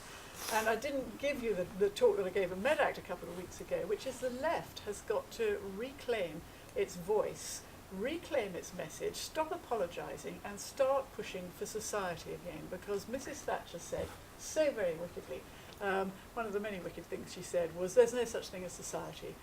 And there is such a thing as society, and I think we need to remember that and start to work together for the good of society. And that's what, you know, the welfare state is there to protect the 99% from the 1% for whom having a lot is never enough. That's why the welfare state is there. And they're dismembering it, and you know, it is difficult. What's happened to the political parties? We have to light the fire under them. Now, there is a new party that's been started, the National Health Action Party, that stands just for the NHS and is going to be fielding people around the place in the general election. And the idea, I don't think they're going to be, you know, running the country in a couple of years' time, but we can put pressure on Labour to move to the left. And I did an article in The Guardian a couple of weeks ago, because I came to a meeting like this where people were saying what you're saying, which is actually it's too late, and I will not accept that. I won't accept it. I think we've absolutely got to fight until we see the end of the NHS, which hasn't happened yet. But very quickly, there are 4 things that Labour can do. Labour can say that they're going to reverse the bill and the Act, and they've already said that as soon as they get in. They can say they're going to to support Lord Owen's bill, which you quite rightly had up there, to restore the duty of the Secretary of State. They've got to call for bed closures to stop, because we've lost 50% of hospital beds in the last 20 years, and that's why A&E's in trouble at the moment. As you said, you can't get people in there, then you can't get them out again. And we've got to do something about the PFI debts, because they're bringing individual hospitals down. Labour should say, take those debts back centrally again, increase the tariff, do something, but relieve individual hospitals of them, because they're financially failing, and once they financially fail, they're up for grabs by the private sector, like that slide that you showed up here of Hinchinbrook being taken over by Circle, who immediately take £2 million out before anything goes to the hospital. So I disagree. We haven't lost the NHS yet, and I'm going to have to take you behind the bike sheds afterwards to stop you putting that message out. But we can. You know, we're going to have to fight for it quickly, and we're going to have to fight for it hard, and the other guys are going to have to do it. Question? Yeah. I'd like to say thank you first of all for some really thought-provoking talks from all of you. You've mentioned already that the burden on the NHS actually comes from society. That's not new, that's been going on since the 1800s before the NHS even existed. And certainly, if we look at Henry Fallbottle, he said that, you know, a system is perfectly designed to produce the system, to produce the results that you get. If you want to change the results, you have to change the system. I've got my own feelings about how we change the way society views their own health, and that's actually my personal research work. What do you think? How would you do that? Okay. On this one, I would argue that there needs to be a lot of discussion about, shall we say, selfish values, individualism, and that's where I see a root of a lot of the problems. Now, I wouldn't argue that I'm a political philosopher, but there is something that's taken place where we do abandon our elderly, and they are taking up the majority of our beds. We do find children in care, and there's a growth in numbers of children being abandoned. We see a huge increase of people who want to escape their own lives. And that's not because of what you call a definitive mental health issue. We're not talking about them being bipolar. We're talking about people who, because of drugs, because of debt, and debt's become a massive issue, personal debt's become a massive issue for people. It's not just because of Wonga.com. There are a number of people because of gambling. There's a lot of things taking place, and that individualism is hurting all of us. This idea that by looking after myself, I look after you, and that's the philosophy that leads to those problems. It leads to the fact that, hey, I cut you up the lights. You know, I didn't do you any harm because I decided that's not harm, and that's why it's a philosophical discussion. That's why this is actually a normative discussion. Because if you look at the stats, and that, to be honest, Alistair did a great job of doing that. We can't make an argument that's going to come down either way. Right now, I think it's a normative discussion. We need to have a values discussion among the two in society. Going back very quickly to Jackie's point, if I may, we haven't discussed PFI. And the problem with all of the way that this has been set up is that it's very hard to put back together again. So we're fighting two fights. One is healthcare has been slowly ground down and fractured so it can't be put back together. And we haven't even recognised that there's a social problem, a societal breakdown issue. We saw that with the riots, actually. And it wasn't just because Mark Duggan got shot, although that was a big part of it. It wasn't just because the police retreated in Tottenham, although that was a big part of it. There's some disaffectation and something that we're not looking at. There's a values discussion that needs to be had. I think people feel completely divorced from the political process at the moment. I mean, my younger son voted for the first time last time, voted, guess what, Lib Dem, because of the whole business of student debt, and immediately saw Nick Clegg say, oh, well, it was easy to make those promises when we weren't in power, but now we're in power. Well, how cynical would you feel hearing that message coming from a politician as a first-time voter? So I think there's a massive disconnect at the moment with people looking at politicians and thinking, what have they got to do with us? They lie, they do things we don't want. Nobody wants this to happen to the NHS. So I think, one challenge for us is to make people feel they can actually influence things again, because people feel they've lost their influence. The other thing that when you talk about all these public health issues, which I absolutely agree with you about, is we're looking at a government who just say, oh, well, we'll go into partnership with the fizzy drinks industry and they'll control it. Oh, come on, when you hear that, you're looking at a bunch of cynics who are being given huge amounts of money by these people and who are not prepared to do anything about the massive burden. I absolutely agree with you. The NHS at the moment is bearing this burden of societal problems, the austerity, which is producing all sorts of, we know that big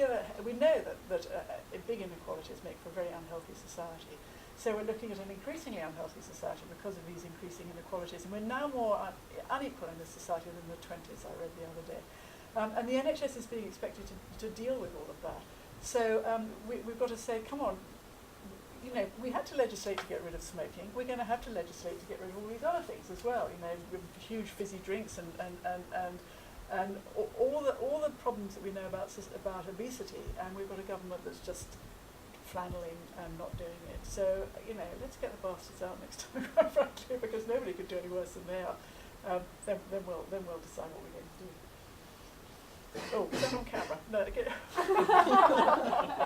we'll get those nasty party out. We're going to have some questions through Twitter. We had a question from the Twitter feed from Mike Tonkins from Sheffield, who asks, can we work accountability mechanisms into private healthcare companies similar to the way that Freedom of Information Acts are used? I guess the answer about freedom of information needs to be said first. I've worked in NHS trusts where we've had FOI requests, and there are all sorts of ways to avoid answering. So FOI is not the answer. But with private companies, accountability all comes down to money. Do you have an SLA, a service level agreement? Give me this level of service or I won't pay you. It's tight negotiating, it's got to be strong. That's the way you deal with private companies. Sadly, the people giving the contracts don't do it that way. What's being forced, as already been explained today, a contract will be put out to tender, private company will win it, and they'll run on the same basis that everyone else runs on. So the contract hasn't been made explicitly stringent because they're private, it's just been opened up. And they'll fool you because if they win, if it's a private company that has won an NHS contract, they can put an NHS badge up. So you won't know that you're dealing with a private company. These things mean that you won't even know that you're dealing with someone who's messing you around. Data is a problem, and that's where I specialise. Even with healthcare, even with NHS, we don't actually understand a lot of what's taking place in healthcare because the data's not there. And we're always arguing about how we can make this happen. Private companies have an interest in avoiding giving you the data on what they've done. And I've been in those meetings where we've had contract negotiations or monthly meetings where we're asking what's taken place. And they favour something called a block contract. And a block contract is where, just pay me this much money and I'll deal with whatever comes through the door. How much has come through the door? Well, it's a block contract. I don't have the details. And when you do fight them for the data, they give you an Excel sheet with lots of zeros. Thank you. Any other questions? Thank you very much for the talk. What I wanted to ask was that with the NHS currently, I think, spend about 11% of GDP, compared to other Western economies, I think we spend probably less in terms of our healthcare. And I think generally that patient outcomes are generally quite good. And for example, in the US, they're currently spending about 17%. They wanted to expand to 25% in the next 10, 15 years, I think it was. Do you think that there should be, I know there's going to be more spending into the NHS, but maybe a shift of allocation of resources in terms of like the budget, generally the sort of UK expenditure on all departments, whether it could be a shift of allocation of resources towards the NHS or maybe savings that have been made from other departments? I'm going to tell you what I can see is happening in healthcare. Maybe that will help answer the question. So we're talking about losing beds. What's taken place is hospitals are being told, you're too big. We don't want people going to hospitals. So there's actually an agenda called care closer to home. So how do you prevent, and that's what, we actually got someone from the CCG in the room today. You're actually told, as a commissioner, and I used to work as a commissioning analyst, stop people going to hospital. So that's the agenda that's put on the table. Now, what happens to a hospital that has loads of beds? It has to shut the ward down, right? And then it can't get any more work because the commissioner won't send people. So what's the government done? The government has said that you can treat 49% of your patients as private patients. So hospitals are actually setting up hotels and doing medical tourism, bringing in private patients.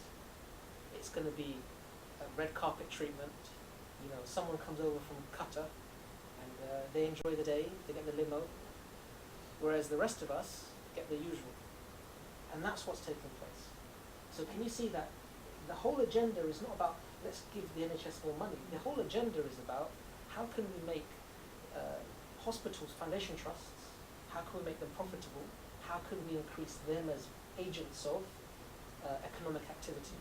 Then another report came out called Innovation, Health and Wealth, which if you haven't read, it's worth reading.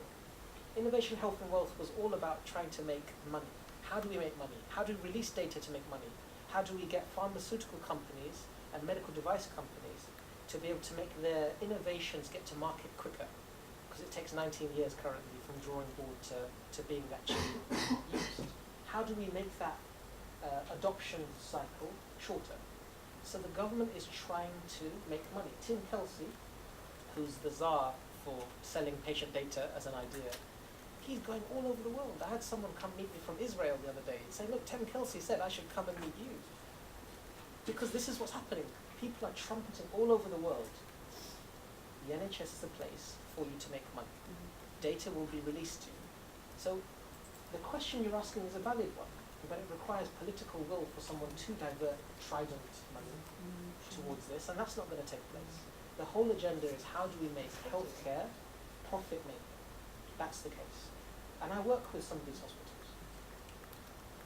If you want to save money, if you want to spend money better, there are several things you can do. We stop the market, that's £10 billion a year. We deal with the PFI, which is wasting a huge amount of money. We're going to get £11 billion worth of hospitals for £66 billion worth of taxpayers' money. That's how, I hate the expression ripping off, but you have to think we're being ripped off over this. Last year the NHS gave back £2 billion to the Treasury. You know, excuse me, why can't we just buy a few nurses with that? And the reforms have cost £3 billion. So you know, there's a lot of money kind of sloshing around that could be better focused. The other thing you have to ask yourself is why do public services have to act like businesses? You know, this is about dealing with the public in the best possible way. Why do we have to be treated like a business? And why is efficiency constantly more important than compassion? Because that's what's happening at the moment. It's all about efficiency, it's all about saving money, and the people who are losing out in the middle of all this is the patient. And you know, we heard this argument about, well, the NHS can't cope because of all these pressures, and so we need privatisation. You have to keep challenging that argument, because if the NHS is one of the most cost-effective systems in the world, how can it be right to take money from the NHS and give it to a system that is not cost-effective? It would be much better to adapt the NHS to deal with the pressures that we're looking at than start throwing money at the private sector and saying, deal with it on our behalf, because for all the reasons that we've said tonight, they're not going to do it. It's not the solution. but I think you do have to face up to complexities. And there's a difference between markets, privatisation and competition. There's a difference in definition, but there's also a difference in outcomes. I would not say that all of the reforms have been bad. In the 1950s, there was a Cambridge economist called Guillebaud who was asked to look at the NHS costing too much money for the British public in the last era of austerity post-Second World War. And he said, basically, we don't know what's happening because we don't have enough information on costs. So the market reforms have driven some information on costs, and I think that's a good thing. If you're spending 9% of your national income in the UK on health services, you'd want to know what you're spending it on and whether there are explicit cross-subsidies across one treatment versus another. It's very difficult to know that at present. Whether or not we're getting best outcomes is also quite difficult to know.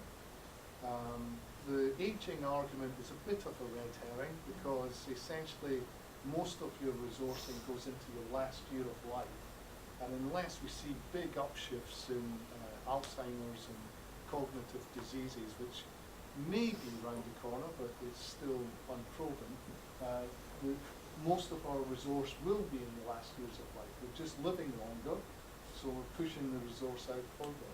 The vast majority, as far as people can tell from the data as to what's happening with the increased pressure, comes from technology, new technologies, which are a great thing usually if they work. However, we've not got the evaluation of those correct yet. Most randomized controlled trials remain on pharmaceuticals rather than on procedures. We don't really evaluate different new hip replacements, for example. There are people working in King's on robotic surgery, funded largely by an American company. There are 3 robotic surgery Da Vinci operations within the London area alone, none of which have been evaluated with any clinical evidence, let alone resourcing evidence. And they cost about $1 million in terms of capital and about $500,000 a year to run. So, you know, I don't think the world's black and white. I don't think it's simple. I don't think that you can say this or that is happening without data. And I certainly would argue that we need more data. So I don't think everything's wrong with the reforms. I also don't think that there's anything wrong with, as you pointed out, one part of the NHS paying another part of the NHS for resourcing. I mean, any sort of internal transaction like that helps to give us information both on outcomes and on the costs of achieving those outcomes. And that, to my mind, is what efficiency is about. If you want to move beyond efficiency, then you have to get into normative argument. And then, you know, as we've said, it's a value judgment. If people want to increase their expenditure on the NHS, move to Scotland if you're in the UK. Maybe even move to Scotland faster after it becomes independent. I don't know. Their value systems are different. They haven't introduced the market. They've got longer waiting lists, and the salaries of the consultants have not increased as fast as they have in the English system. So there's all sorts of ramifications when you change systems, but they're not all bad. To come back on 2 points then with Alistair, one about the last year of life, no doubt that's where the bulk of the spending is. What I'm saying is that, and this is what Jeremy Hunt's point is, we have too many people who don't actually need to be in hospital who are taking up beds. Why is that happening? It's because their families don't look after them. It's because there's a family breakdown. It's because there's these issues which, I mean, well, when that you would said be, Asian, as you said, the neoliberal stance. My stance would be, if that's happening, then we need local authority care. And local authorities have had their budgets absolutely dismally sliced in the past 5 years. If you think the expenditure cuts in the NHS are bad, you should see what's going on in local authorities. And the social care integration is abysmal at present. So I don't think we're going to get a value change overnight. So we have to look at some intermediate situation. And the local authority care is if anything, much worse, 110 n-100 times worse than the NHS at present. I think I've forgotten the second part. I was Sorry, going I to interrupted. No, no. But I guess the point is that I'm not disagreeing with the idea that we're going to get a value change overnight. That's not what my point is. My point is that we haven't recognised it. The conversation has been uncritical, unnuanced. So all we've done is accepted this argument that, okay, there's pressures on healthcare privatisation, and that's where I'm saying that we shouldn't have gone in that direction. And that needs to be challenged. And if we don't challenge that, then we end up falling for the same neoliberal arguments all the way along, which is privatisation is good for you. And it just ends there.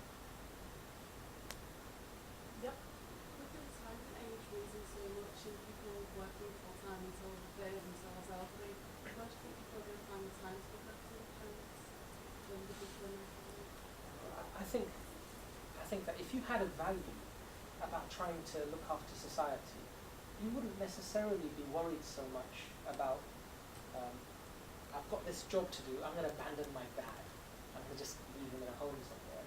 There's a value discussion there. If you've got that value, you'll keep it, regardless of what you do with your job. Now, whether you're going to work a bit longer or not, that's irrelevant. Everyone has a values discussion. That means that they'll decide, yes, this is right, this is wrong. I weigh this up as more important to me than something else.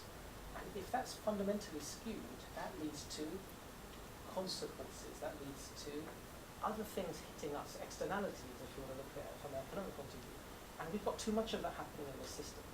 And I don't think it's right to be blaming the NHS for it, right to be blaming the lack of private care for it. Those things are not the point. I think there's another thing. And a separate point here, I think the NHS is part of a wider set of attacks from this government. I think that the government, and other people use this phrase, has declared war on the poor. Bedroom tax. If you think about what's taking place with people getting sanctions when they go into a job centre, people who can barely read, and people who don't have a computer, they're told you've got to apply for 10 jobs this week online or else. People who are sanctioned, so that means that for 2 weeks they don't get their benefit for missing an appointment they didn't even know they had. Benefits advisors being told you have to get this quota of people sanctioned this month or else, or you get performance managed off your job. This is the kind of thing that's taking place right now. So for us to be naive and think that, okay, let's just divert some more money back to the NHS, this is my point. It's already taking place. There's a lot of things moving in that direction, and you're going to have to do a lot of fighting to change it. A lot of fighting to change it. I'm not saying to Jackie it's hopeless. I'm just saying it's inevitable.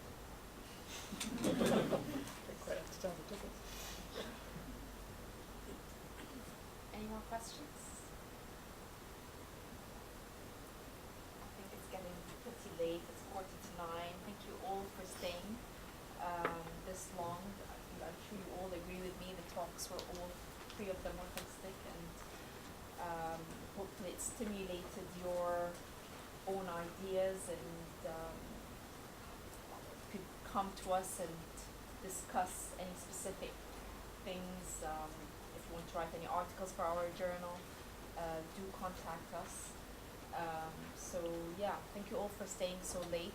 Sorry for the late start, but I'm sure you all agree that the talks were great. So if you can help me